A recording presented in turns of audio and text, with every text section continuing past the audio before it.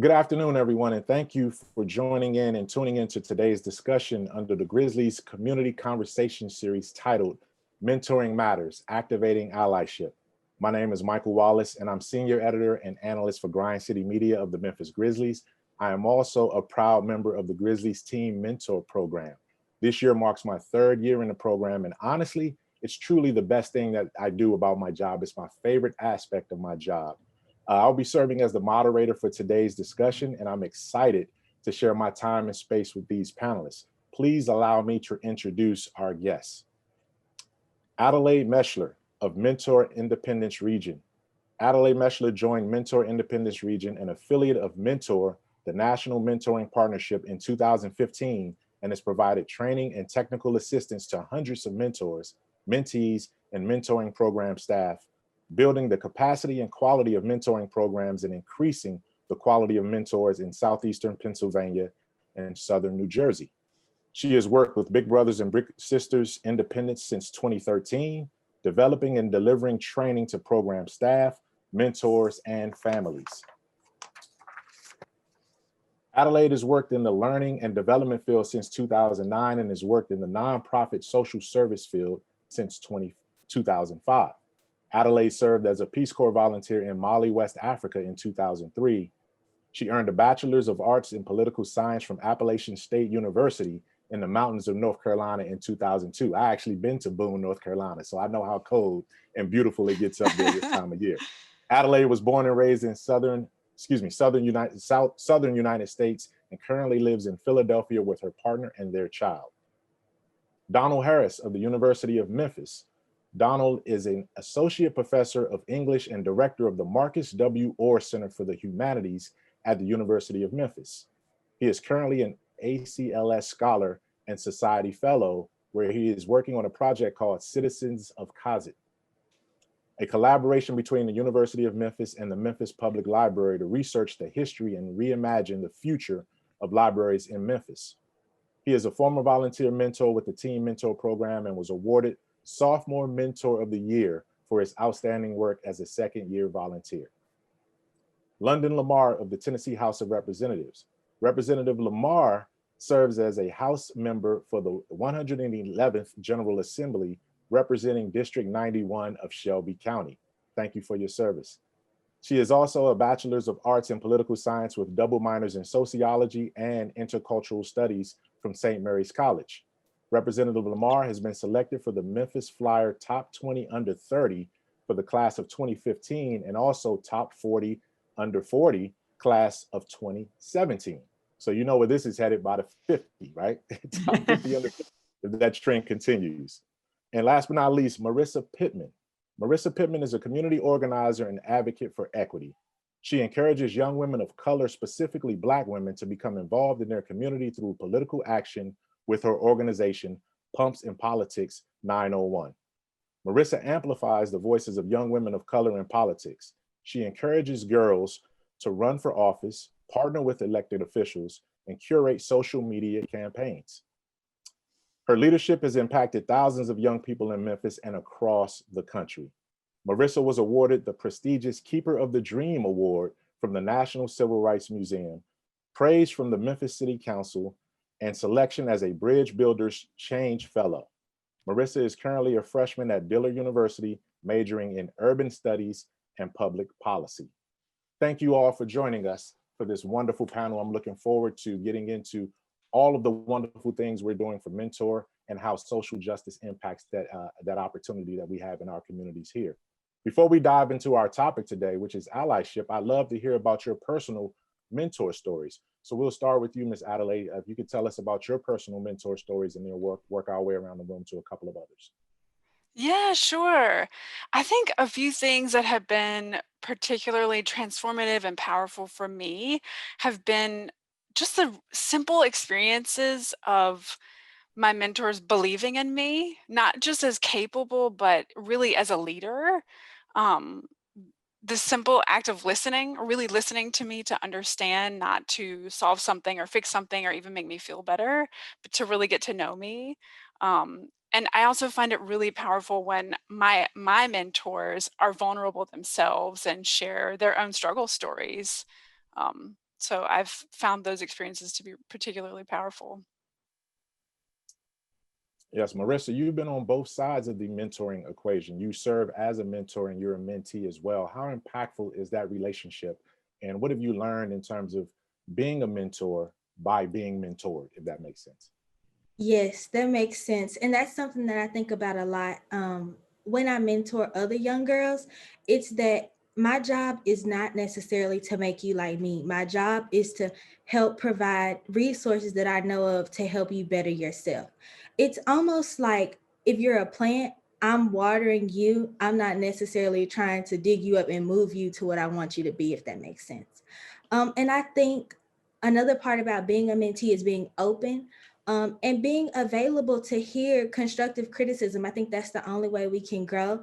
And Representative Lamar gives that to me sometimes when I need to hear it. And that's important, to be able to see where those opportunities for growth are and how you can be your best self. Absolutely, absolutely, and it's wonderful to hear that, and for all the encouraging work that you're doing, both with as a student and as a mentor as well. Donald, can you chime in with some of the ways that mentoring has impacted your career and your life? Well, I'm just really kind of in awe of that metaphor of watering the plant rather than trying to move it.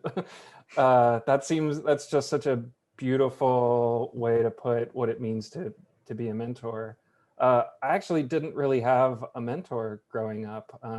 I mean, my parents were always very supportive, but I didn't have that outside voice who sort of showed me other paths or resources, like Marissa said. And so when I became a professor, that's kind of what I wanted to provide. I was a first generation college student. I didn't know what I was doing at all. And so just trying to be a voice that can provide some of those resources to let people know about opportunities and expectations is something that I've always wanted to do, and I try to do. And Representative Lamar, can you share an example of how a mentor has aided in your development, both personally and professionally? Absolutely. Definitely personally, for me is to help me develop to be a better woman. A stronger woman is someone who grew up in a single parent household after my parents split. I oftentimes was looking for individuals who helped me grow as a person and help me make smart decisions. And then it's been, even though I've had those personally, professionally, it's been tough. I'm in politics. And so a lot of times it's hard to find a mentor in politics because people take in consideration, can you be a threat to what their next political position could be? So because I feel like it's been hard to find someone who's invested in me genuinely as I move up in the political ladder, I made a strong decision that I will be a mentor to someone younger than me because of what I felt like I wasn't getting professionally. And I felt like if I had a strong mentor who had my best interests in heart, I could probably make even better decisions. And so that's why I invest so much into Marissa, because if I had someone who was developing me as a politico at her age, no telling what I would have been able to accomplish so much sooner. And so I think that what I've learned about mentorship is intentionality, being genuine about it, and making sure you're building a bench. Making sure that you are also lifting down as you're going up to pull people with you. That's one of the beautiful things, and I'm glad you shared that. One of the beautiful things that I've discovered about mentoring is that whether you had a mentor growing up or whether you did not have one growing up, you realize how important that role is in your life and in someone else's life. So you're inspired one way or another by someone who helped you along, or by supplying someone with something that you didn't have because you know how much and how vital that was in terms of importance to your own personal development. Thank you all for sharing that story. This is just a snapshot, a sample of what this panel discussions is going to be about. We're already digging deep, and I appreciate all of your stories. Mentoring is at the heart of what the Memphis Grizzlies Foundation is all about. I can speak from that personally, and we love hearing how someone's life has been positively impacted by a mentor. Today's panel discussion will center around what it means to be an ally, why allyship is important, and how to make allyship a staple in mentoring relationships. To set the framework for today's topic, I'll begin by sharing a brief definition of allyship. Allyship involves a person from a non-marginalized group, an ally, who uses their privilege to advocate for a marginalized group or a group of people who are systematically disempowered. This is the first question I'll ask Adelaide this. I'd love to begin our discussions with you, as you've been doing work in this space through Mentor in your programs there. Can you expand upon the definition of allyship and explain the saviorism of that term for you? Yeah, sure. You know, the first thing that popped to my mind was something I heard recently that Robin DiAngelo said. She's a white author and scholar on white racial identity. And she said in an interview, I don't call myself an ally or even an anti-racist white. She said that's for people of color to decide. And so this idea that it's not an identity or a fixed location or like a badge that I get to wear or a place I'm going to arrive and be done. She said it's more about what I'm actually doing in any given moment and what feedback I'm getting from people of color, from Black people, from people with disabilities, from transgender people, and other marginalized folks.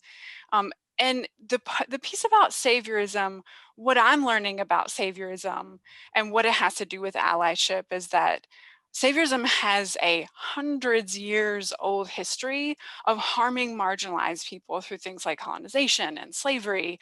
And it continues to be used today in modern helping professions, and can come up in mentoring. There is um, a propensity, I think, for mentors who have really good intentions to unintentionally harm the people that they're mentoring, whether it's because they're younger than them, or they're a person of color, or whatever that marginalized identity is they're embodying.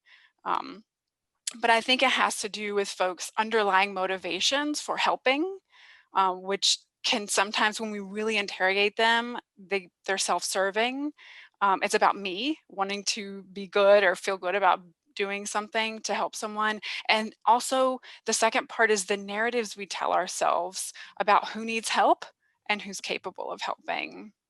And that can be unintentional as well as intentional. You talked about both sides of it, because someone with a savior complex is generally trying to help. The intention is there to help, but sometimes the delivery can be the problem. And you never know how that is impacting the people that you want to help. And I think a lot of times that's been defined by racial lines and those and socioeconomic lines as well. So the question now is, how do you combat that saviorism? And what can it look like as an ally in a mentoring relationship? Yeah, you know what? Of course, that's an important question to ask, right? So, what do we do about it? And I think some of the things that I'm learning that seem to combat that underlying motivation, as well as those narratives, I'm learning from this amazing advocacy campaign called No White Saviors. And they really implore us to interrogate our motivations. The good intentions are not enough. That's not enough of a motivation. And really understand the dynamics of power and privilege when it comes to mentoring within that mentoring relationship. Um, and for me as the mentor, what are my underlying narratives, and really thinking more deeply about those. I think folks who embody dominant social identities, like white people, able-bodied people, cisgender people, adults, Americans, I believe we can build authentic relationships with people who embody marginalized social identities when we assume the posture of a learner and we continually learn about our own identities and those of the people that we're cultivating relationships with and how they intersect. We all have multiple social identities. In some ways we may be marginalized, in some ways we may hold privilege and power, but we can't skip over that principle of first do no harm, which I know from the medical field, but it's important that we don't skip over it, and we have conversations about it, and we ask the people that we're actually trying to have a positive impact on. One, we make sure we're not harming them, but two, are we impacting them in the way that they want to be impacted? And we really view each other from a strengths-based perspective, do the emotional work of suspending our judgment and assumptions, and really listen to understand each other. That goes right back to sort of the analogy that Marissa talked about in terms of the flowering and the planting. You want to meet someone where they are and not feel like you have to transport them to where you want them to go. You have to help them along their path as best you can. We've usually talked about allyship in terms of support from one individual who's privileged to another individual who's a little bit less privileged, but we also know that allyship can also take place across gender lines. And that's where I wanted to ask Donald to come in with his insight on that as well. From your experience as a former mentor and current professor at the university, how have you practiced allyship, Donald?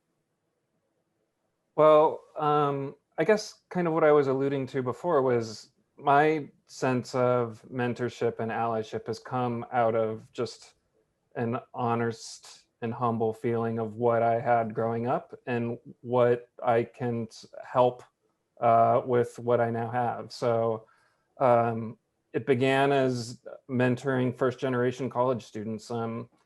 I found the programs that the university offered that I could step in and get behind the people who are doing the kind of work that I thought was important and lend my voice to it and lend my time to it and lend my resources to it.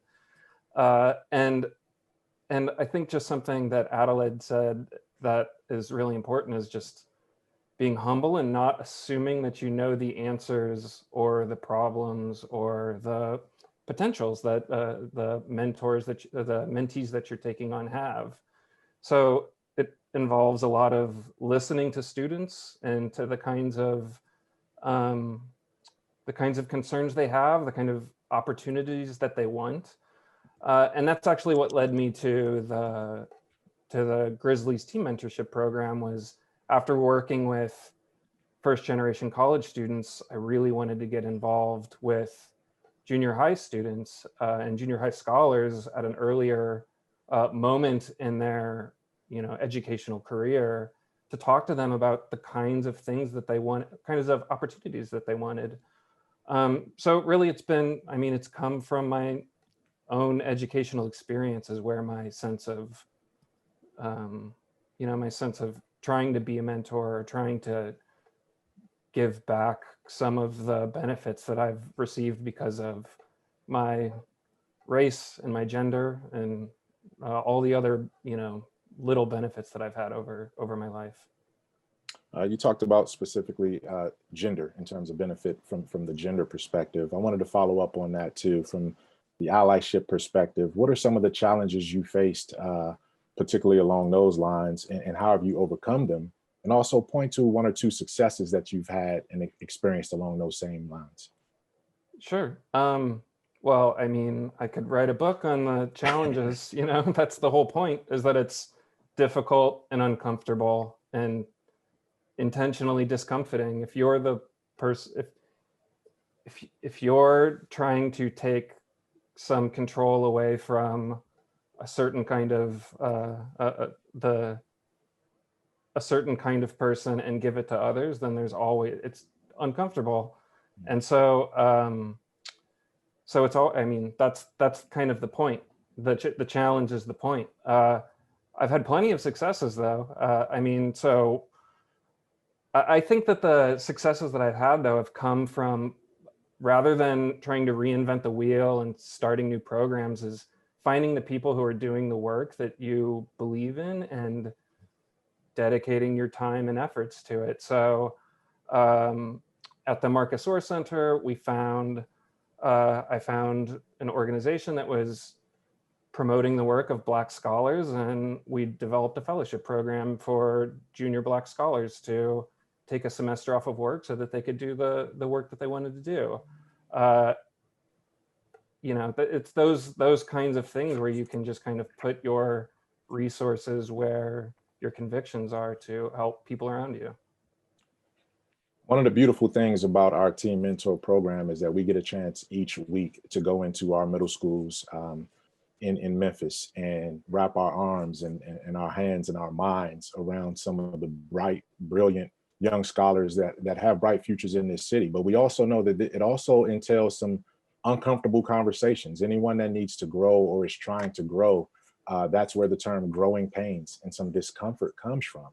Can anyone, and I'll refer to you here, Representative Lamar, can you share any experiences that you've had as it relates to overcoming some of the discomfort of growth as it relates to mentoring and allyship? Absolutely. That's absolutely a great question, because I struggle with that today, being the youngest woman in the General Assembly. I've struggled trying to figure out who's truly on my side because they want to see me be a better person, or they're truly on my side in order for their own benefit. And you got to be smart at differentiating the two and realizing who's really on your team and who's not. And especially in allyship, you know, you got to be very, very clear on what your intentions are in building this relationship. And oftentimes for me, being a politician, I have to have really strong conversations on the front end about, you know, are we building this relationship because there's something that you are trying to get? And if so, that's fine. Let's make sure we are open about that from the start of this relationship. But if you're truly invested in me, you know, these are the things that we need to work on. And these are the things that we need to be transparent about. And this is how this relationship is going to work. And I think being overly communicative about what your needs are and your expectations from the ally partnership is really critical, because one of the biggest mistakes I've made being so young and naive is that I meet people think they all want to for my good. You know, they all want to see me be successful. They always, and while people don't want necessarily any harm, but everybody is not your ally.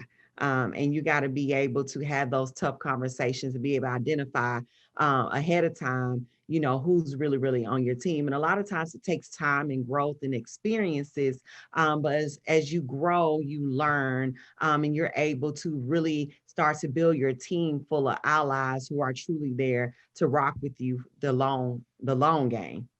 Oh, no question. No question. Great. And that long game comment that you wrapped it up with right there at the end was taking me right to my next point, because what I've experienced as a mentor is that if you're in this to get an immediate reaction and immediate gratification and immediate results from the young men and women that we're mentoring, that's not going to happen. To go back to Marissa's metaphor and about gardening, is that you're planting a seed. You don't know when that seed is going to sprout and harvest and grow, but you'd be surprised when it does. I had a situation recently with a young mentor that I mentored, mentee that I mentored 2 years ago. And I ran into him on Riverside. He was out, you know, taking a walk, and he found me and said, "Hey, Mr. Wallace, I remember when we did this, this, and that." And he went specifically to something that I just completely forgot about, because it was just something that was part of our program that particular day. And it stuck with him and it resonated. So anytime you spend that kind of time and care and investment in a young person, you just never know where they're going to deposit it and when they're going to draw on that lesson that they've learned. And Marissa, I wanted to come back to you too as well, because you've had some experiences, and I wanted to ask you specifically about a mentor experience and allyship opportunity with the Light program, Light Memphis. Can you talk a little bit about that and how that helped you? Sure, I can. But before I do that, I want to mention something that Adelaide said earlier about how age can play a factor into the mentor and mentee relationship. I think, like anything, you need to check your bias before you start building relationships with people. And ageism is real, whether we recognize it or not. And that's definitely something that could hinder your relationship. And going back to this gardening metaphor, it won't grow as strong because if you automatically come in with these assumptions of, oh, I'm only departing knowledge into my mentee can't teach me anything, then your relationship won't be as strong as it possibly could be. So I want to make sure I said that. But about my relationship with Light Memphis, I was a part of the finalist program a few years ago, and there was an opportunity to be paired with a mentor. And I was encouraged to do so. So I applied, and they matched me with Representative Lamar. And we've had a lot of a lot of different experiences. So it's hard to pick just one. But I will say, there was one time we went to a gala, and it was my first time that I had ever been to a gala. So I was all dressed up and it was great. But I was able to meet so many different people and just hear about their experiences. I'm a people person, so I love to hear how people got to where they are. And so it was great just to network with others and just to be exposed to new things. I think another great way to build a relationship with your mentee is to share experiences. That's a great way for you to experience something new together and talk about it and debrief. And the Light Memphis program, along with a lot of other resources, that was a great way for me to learn more about myself and the world around me. You do indeed learn a lot more about yourself because you have positive examples who you can learn from. Would you say that's why one of the reasons why it's important to be an ally and to have a mentor as you grow up and develop? I definitely think so. And also, while it gives you a positive role model, it also gives you someone to ask questions to. Maybe you don't really want to ask your parents a question, but your mentor, 9 times out of 10, you can usually ask them. And they're also just a great wealth of knowledge, not necessarily career-wise, but also in your personal life. Can anyone, and I'll open this one to the general floor here. Can anyone else speak to why it's important for young people to have allies? I do know that another personal experience that I had with our team mentor program, being at Grizzlies Prep, when the young men have their tie ceremony, which is basically a rite of passage, they get ties after they complete their initial indoctrination process into the core values of that school. And so as a mentor there, I was there to help tie my mentee's tie and my son's tie, who actually goes to the school. And then after a couple of minutes, you realize there are a lot of young boys there who have never learned or don't have father figures or male figures to help them tie their ties. So I spent probably the next hour going around the room and helping young men tie a tie. And you realize it hits you right there like a brick for the first time. Something that is so routine for me. I tie ties every day when I go to work, my own. Some young men just don't have that opportunity, and they don't know the power and the importance of having a tie on and what that means in terms of being successful and feeling successful. So I do know that just a small investment right there means an awful lot to our young men. Can anyone else from the panel speak to why that connections like that are so important? I see your hand raised, Representative Lamar. Yeah, I definitely struggle. I'm still young. I'm 29. I'll be 30 later this month, but I'm considered still young compared to many of my colleagues who are, the majority of them are over the age of 55. And I remember last year I was trying to pass a piece of legislation that dealt with issues where you would typically think that more grown people care about. And so I was going to one of my colleagues and I said, hey, I'm trying to work on this particular issue. Can you support me? And they say, what do you know about this? You too young, you still got milk on your breath. Instead of, getting frustrated and giving up, what I did was I went to another one of my colleagues who was friendly to me, who was older, knew me well. And I said, hey, this particular representative, is not really hearing me because they feel like I'm too young. Can you go talk to them for me so I can follow up and have that conversation? And so I went to my ally to go have a conversation about what I was trying to do and to give them more information, because they respected them because they were similar in age and they were friends. But it took, the older colleague who knew me to come to this colleague and have a conversation in order to open that door for me just a little bit more in order to get my particular piece of legislation passed. So it's sometimes good to have allies because, as we know, people listen to people who they know and who they are comfortable with. And so oftentimes, for example, if I'm having a conversation about privilege and I'm trying to, teach something to a white community, I will oftentimes go to the friend who understands it, is my ally who may be white, to go have a conversation with these individuals because they will probably listen to them more versus, many of my colleagues ask me to go speak to young people because they don't want to listen to them because they see their little gray hair, but they see me and I'll come in, looking just like their older sister or their, cousin in similar ages. And they listen a little bit more because they can see that, there's some similarities there that I will be more open to listen to. So often young people, we have to find someone more seasoned to help us open a door to, unfortunately, add to our legitimacy of what we're trying to do. But that goes back to why I invest in Marissa so much, is because, we spent so much time together as two young people.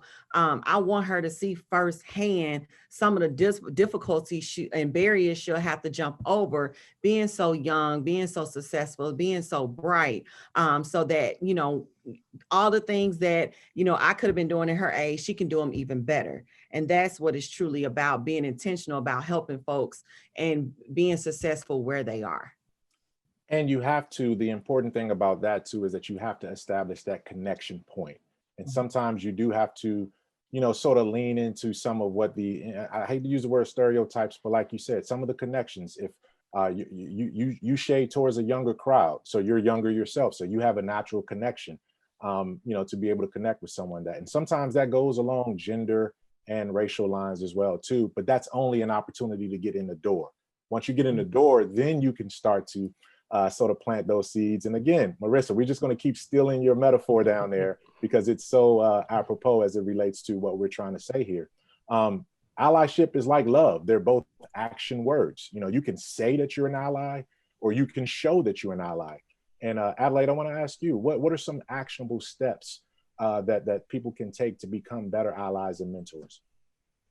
Yeah, I think that this sort of all the assumptions that we go into relationships with sometimes, I love Representative Lamar's call to us all to have those sometimes difficult conversations, really to clarify expectations. I mean, of course, it's wonderful, I think, when the person, the protege or the mentee comes with that. And I think folks in a mentoring role have a responsibility to ask those questions and find out, what does this person need? So I think actionable steps are constant interrogation of our own intentions and motivation, holding ourselves accountable by asking people for feedback, particularly those people we're trying to help. I hear mentors, adult mentors use this phrase, pouring into. I just want to pour into them, and I know the intention is good. I know it's there. I think that a better way, of a less harmful way of thinking about it, is to ignite a spark or be a guide on the side, right? Instead of sort of equalizing. And I always come back to the listening piece. We skip over that. We get so amped up with good intentions about providing resources and support that we skip over the building the relationship part. I really do believe that humans are social creatures and we're hardwired for connection.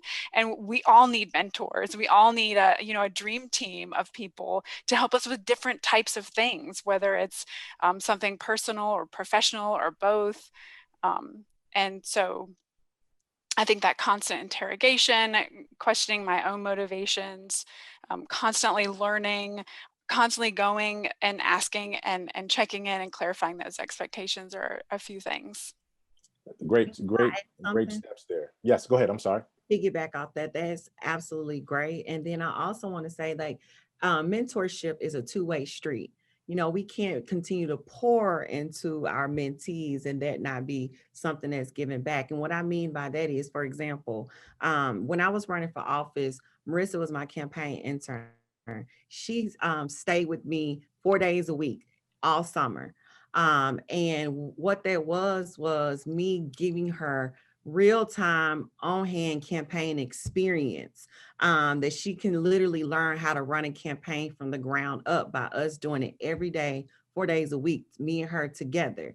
But what that was for me pouring to all this knowledge into her so that she one day hopefully runs for office, and she knows how to do it based on working with me. She's also giving me extra help as well. I had someone to go out there and help put up my signs for me, make those phone calls. She came up with her own campaign strategies that helped put me in a better position. And so I wanted to say that as we set those expectations up front, I do think it's okay to understand this is we're pouring into each other as we are building this relationship as well. It's definitely a symbiotic relationship. It's a give and take. You grow as long as someone else is growing. It's a connection, as you talked about. One person can't grow and the other person not get anything out of it. Which brings me to you, Donald, on this question too, because one of the challenges that we initially face in recruiting mentors is that people have great intentions and they want to figure out a way to help, and that help comes in many forms. But a lot of people that we come across sometimes say, "Hey, how can I mentor someone? I'm not qualified to be a mentor. I don't have a great job, or I'm not doing anything that anyone would think is special." And we always say that's not the right way to look at it. If you're breathing, if you're walking, if you lived an experience, if you've read a book, if you've learned how to tie a tie, if you know how to pump gas, if you know how to do anything that can help someone in our community, a young person in particular, take that next step, you're valuable, you're qualified, you're experienced. How do we get potential and prospective mentors past some of those issues that they may face about feeling unqualified to do the job? I think it's being honest about the fact that, I mean, I don't want to speak for everyone else, but like everyone feels unqualified at something, you know, that just being honest about your own sense of you don't have all the answers, you know, and that the point isn't to provide all the answers. The point is to be available and to be vulnerable and to be there for somebody who, you know, who is also in the program, who's also in the team mentorship program, and is looking for someone to listen to them. I mean, that's why I got into it. I didn't think that I had that much, you know, I didn't think I had that much to give, but I wanted to be a part of the program because I liked that it was 3 mentors, and you know, that I liked the team aspect of it. And I liked the idea that we would make this little cohort of adults and scholars who are gonna, you know, to have good conversations and help each other out. I mean, I think if you think about it as this pouring in metaphor, then no one lives up to that. But if you think about it more as a relationship, like what Representative Lamar was saying, then it's not necessarily about having some sort of content knowledge. It's about having the availability as a human to listen to other people's needs, and, you know, just have a relationship with them. And as we wrap up a little bit here, one of the things that we all can attest to. I'm sorry, Marissa, did you have your hand up? Did I see you chime in? Yes, there was something I wanted to mention, piggybacking off of maybe not necessarily knowing what you bring to the table. I was in a meeting a few days ago and something profound was said to me. People often think of our weaknesses when we think about a position that we want to apply for or just life in general. But we never think about the strengths that we have and what we can bring to an opportunity. So twisting that in your mindset, and instead of saying, oh, I can't do this, or maybe I don't know how to tie a tie, think about what you can do. Can you help them? Think about new strategies for schoolwork and different things that you bring to the table that maybe aren't necessarily traditional, but can still enhance a young person's life. They're all valuable. Where can I apply to work for you? I want to work for you. That's what, you know. I mean, you're such a brilliant, wonderful young woman, and we know your future is your present is bright. Let's not even talk about future. Your present is bright. And it inspired me to think about something that as you were talking there. You know, one of the things about mentoring that I can speak for all of us here, that we realize is that we end up learning more about ourselves through the process. It's an enriching thing. We feel like we're getting into it to give and to share, but what we get in return, just in terms of learning a little bit more about ourselves and who we are, what our strengths and what our weaknesses are, is such a phenomenal thing. And you can't put a price tag on it. You can't put an amount of time on it. It's just a value there that means so much. And one other thing I will also say is that mentees get the most out of mentors who are fragile. I found that, you know, if a young person sees that, hey, this is a person that's, you know, in your case, Representative Lamar, someone who's in politics and making important decisions, or any of our other foundations that we're participating in. But what they love most about us is that, you know, we're vulnerable. We can share, hey, this is where I failed. I failed a math test too. You know what I mean? I fell off of my bike the first, you know, 2 times that I tried to ride it or whatever. And I think as long as we can show that it's okay to stumble through some things in life, then you catch your wind and you catch the wind beneath your back, and you can sail from that point forward. As we sort of wind down the discussion, and we could talk about this for hours and hours and hours, I want a final thought and a final point from each one of you about why this is important to you, and what next steps we can take to make allyship and mentoring even more impactful, particularly coming out of some of the health challenges of a pandemic as we move forward. We'll start with you, Adelaide. Sure. I think this really simple thing that we can do as mentors is ask young people, whoever your mentees or proteges are, can you teach me how to do that? and ask them to teach you how to something one, you genuinely don't know how to do, and two, you actually want to learn how to do. It really is just a simple way to share power and sort of shift that power dynamic. I think there's millions of simple ways to do that. And what was the other question? I'm sorry, Michael. As we sort of emerge through what we hope is the final stages of the pandemic, mentoring and allyship is more important now than ever before. What are the next steps that we can take to continue to strengthen those mentoring ties that we try to establish out here? Yeah, I think something that I'm always advocating for is making sure we're not harming people, even unintentionally, whether it's through a relationship where the power is not being shared, or, nowadays with, we have to consider safety around, with it being in a pandemic, just physical safety. So I think we don't always like to talk about that, but I think it's really important to consider that and really keep whoever the proteges and the mentees are, the young people, keep them in the center. What is the impact that we want to have on them? Let's keep that in the center. Donald, can you share as well closing thoughts on those same topics? Sure. I think that the thing that I'm going to take out of this conversation is something that Marissa touched on many times, which is the idea that as a mentor that you have to be open to the comments of your mentee, and that you have to that this sense that there's more, that there's a lot to be taught as a mentor, and that just I feel like I learned so much from this conversation, and really I feel like I'm going to take a lot away that I'm still processing. But in terms of the pandemic, I mean, I think we're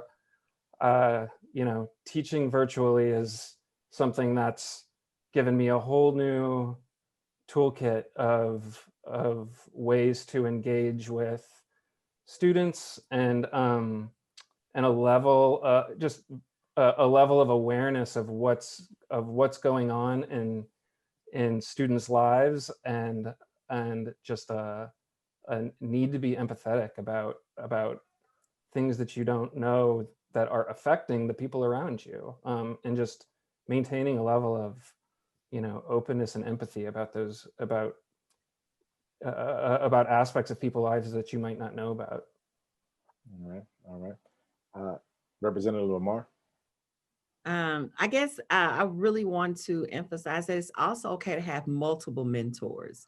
I have those I look up to in the political space, but I also have those women I look up to who I want to teach me how to be a better woman in my personal life and how to make better decisions. And then those I look up to who teach me how to build generational wealth, financial mentors who are, come from similar backgrounds, who can teach me how to get to a place of success. I'm looking for those who can teach me all different things. So it's okay. You don't have to have just one mentor. You can have a lot of mentors to help you become a well-rounded person. But know that those mentorships and being a mentee isn't a two-way street, and it's an investment into each other. And it's a long-term commitment, just like any other relationship. So sometimes you may find someone, it may not work out, and you have to look for another mentor in that area. But give yourself grace and give yourself time, and be very, very intentional about building those relationships with those different individuals. And in the age of this pandemic, one, mask up, everybody. And I thank the Grizzlies for also joining in on the numerous campaigns to encourage public safety in the midst of a pandemic when we're seeing so many people losing their lives because of COVID-19. And I'm doing everything I can as a legislator to encourage strong leadership here at the state level. But what I also want to say, us as individuals and members of the community, let's show grace and friendship in this time. A lot of people are going through a difficult time of losing individuals from COVID. So we can spread just grace, love, and kindness in this time. We're going to make it through together as a community. Well said. And I couldn't, I'd be remiss if I didn't want to turn this last word over to our remarkable leader, Miss Marissa, for her final thoughts on what we can take from this panel discussion today. Thank you. I just wanted to mention a couple of things that I heard throughout our discussion. The first is what Representative Lamar just said about investment. We also talked about instant gratification. I think with your intentions, lots of alliteration. If you don't have pure intentions, then it will show within you requesting instant gratification, and that will not lead to successful mentor-mentee relationship. So I think that's definitely something to underscore and keep in mind, while also continually checking in. I know Adelaide mentioned that earlier about always asking yourself, what are my intentions? And I think having that continual check-in, and then also with the virtual aspect of the pandemic, that presents a great opportunity to always set up maybe a 15-30 minute coffee chat with your mentee every so often, maybe a month, maybe a couple of weeks, to just see how you're doing on a personal level, not necessarily asking for anything, but just trying to build that relationship. And I think this pandemic has taught us that we need to seek out opportunities in ways that we didn't necessarily think that one was presented. And I think that virtual meetings, they might be here to stay, they might not. Take it as you may, you might not like Zoom, but that presents a great opportunity to continually check your bias and your privilege and make sure that you're building that relationship with your mentor and mentee. And also, one last note to any young person watching, I would just encourage you to reach out to people that you would like to be your mentor. Just say, hey, I'd like to take a meeting with you. Because of the pandemic, a lot of people are, at home, maybe a little bored. So they have more time for a mentor-mentee relationship. So just ask them if you could talk to them for a couple of minutes. It challenges you to get outside of your comfort zone, and it also establishes a great relationship. Well said. Well said. And I think one of the things that's always important, and what I try to share anytime I go into our mentoring sessions or in classrooms, whether it's the middle school, elementary school, high school, or college, is that if you have an ambition, or if you have a goal or a dream as a young person, as you said, Marissa, reach out to someone who's doing what you want to do or what you see yourself doing. If it's owning a business, then guess what? Try to get in touch with someone in your community who owns a business and figure out and try to see if they will share what their path was to get there. Because I can guarantee you, not only will they be flattered that you asked them about their insight, they would also want to make sure you avoid some of the pitfalls that they may have faced along that same journey. So that's why allyship and mentorship is so important. It's a critical component of the mentoring relationship. As you've heard from today's discussion, empowering, supporting, and giving voice to young people in those marginalized groups is not only beneficial to those groups, but to the world as a whole. On behalf of the Memphis Grizzlies and the Grizzlies Foundation, I'd like to thank our panelists and those who are watching. It was my pleasure to serve as your moderator. I leave this conversation inspired, and I look forward to continuing to serve as a caring adult to the young people who I mentor, as well as our panelists feel the same exact way as well. You are making a positive difference just by showing up. Show up and share. That's all the qualifications that come with being a mentor and an ally. If you're not currently a mentor and are interested in becoming a mentor or learn more about mentoring, visit grizzliesfoundation.org. Happy holidays. Mask up, as Representative Lamar said. Stay safe. And last but not least, go Grizz.